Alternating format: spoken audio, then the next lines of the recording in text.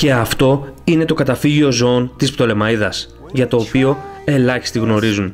Όπως βλέπετε, οι συνθήκες διαβίωσης των ζώων δεν είναι και οι καλύτερες παρά τις προσπάθειες των εθελοντών. Πλέον, κάθε βοήθεια είναι πολύτιμη, όπως φαγητά, φάρμακα, εμβόλια, ακόμη και κουβέρτες για τα μικρά μας σκυλάκια. Δυστυχώς όμως, τα κρούσματα της κακοποίησης αυξάνονται συνεχώς. Σκυλιά πέφτουν θύματα δηλητηρίασης από φόλα και υπόκεινται σε αργό και βασανιστικό θάνατο. Οι εθελοντές του Φιλοζωικού Σωματείου Πτολεμαΐδας ζητάνε τη βοήθεια του Δήμου για την αντιμετώπιση των κρουσμάτων αυτών. Είναι πολύ σημαντικό σε αυτή την τεράστια προσπάθεια που γίνεται ο Δήμος να στέκεται δίπλα μας και να μας στηρίζει. Μαζί μπορούμε να καταφέρουμε πολλά περισσότερα.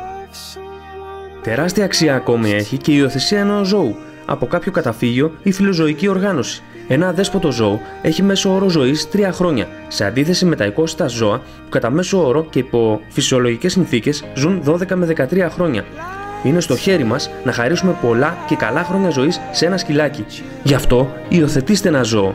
Σώστε μια ψυχή. Μεγάλο βάρος έχει πέσει και στις στηρώσεις είτε αδεσπότων είτε οικόσιτων ζώων. Και αυτό γιατί η διάρκεια της αναπαραγωγικής ζωής ενός σκύλου είναι περίπου 8 χρόνια. Ένας φιλικός σκύλος γεννά 2 φορές το χρόνο και σε κάθε τοκετό γεννιούνται κατά μέσο όρο 8 κουταβάκια. Ή 16 κουταβάκια κάθε χρόνο από ένα μόνο φιλικό σκύλο. Εάν ο σκύλος είναι τυχερός και ζήσει 6 χρόνια, γεννάει κοντά στα 100 κουταβάκια στη διάρκεια της ζωής του. Καθένας από εμάς πρέπει να προνοεί και να στηρώνει το σκυλάκι του και να συμβάλλει στο να μην αυξηθούν τα αδέσποτα ζώα. Είναι ήδη αρκετά αυτά που πρέπει να φροντίσουμε, έτσι δεν είναι?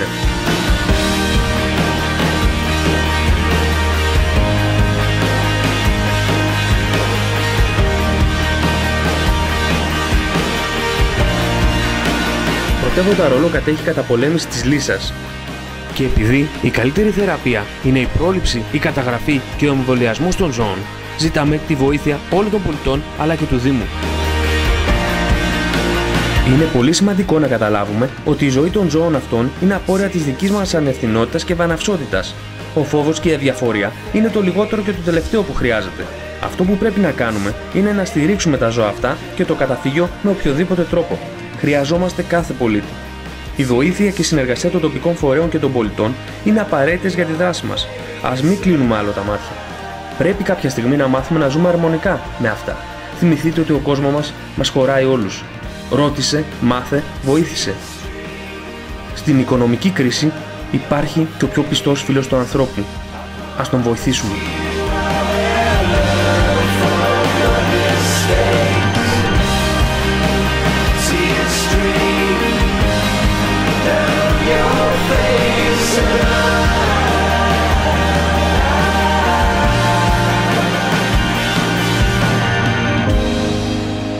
Lights will guide